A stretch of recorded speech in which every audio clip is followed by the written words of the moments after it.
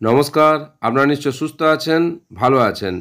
BLO অর্থাৎ booth level officer নিয়ে এবারে বেশ একটা বিতর্ক চলছেই। নানা রকম তথ্য উঠে এসেছে এবং বিএলও যে ডিউটি করতে হবে সেই সম্পর্কেও নির্বাচন কমিশন থেকে অনেক বিজ্ঞপ্তি বেরিয়েছে। তবে একটা নতুন বিজ্ঞপ্তি চোখে পড়ল যে মুর্শিদাবাদ জেলার বহরমপুর বিধানসভার একটা নোটিশ প্রকাশ্যে এসেছে, যেখানে বলা হয়েছে যে মেডিকেল বোর্ড গঠন করা হয়েছে।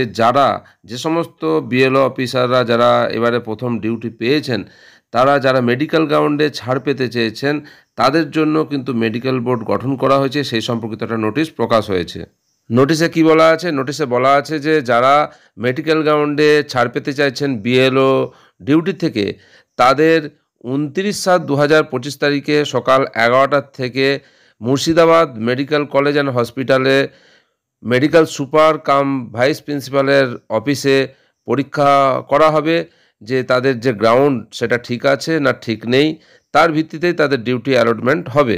মুর্শিদাবাদ মেডিকেল কলেজ অ্যান্ড হসপিটালের মেডিকেল সুপারিনটেন্ডেন্ট কাম ভাইস প্রিন্সিপালকেও এই বিজ্ঞপ্তি দেওয়া হয়েছে এবং জানানো হয়েছে যে একটা লিস্ট তাকে পাঠানো হচ্ছে। বিএলও ডিউটি যারা পেয়েছেন এবং যারা মেডিকেল গ্রাউন্ডে ছাড় পেতে চাইছেন, তাদের হেলথ চেক আপ হবে তার অফিসে 29/7/2025 তারিখে সকাল 11টা থেকে 72 বহরমপুর অ্যাসেম্বলি কনস্টিটিউয়েন্সির জন্য।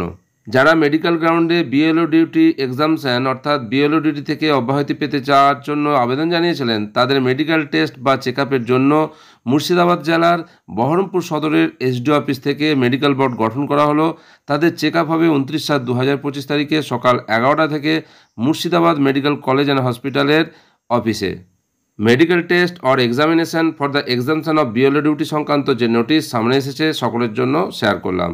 আপনারা সকলে সুস্থ থাকুন, ভালো থাকুন।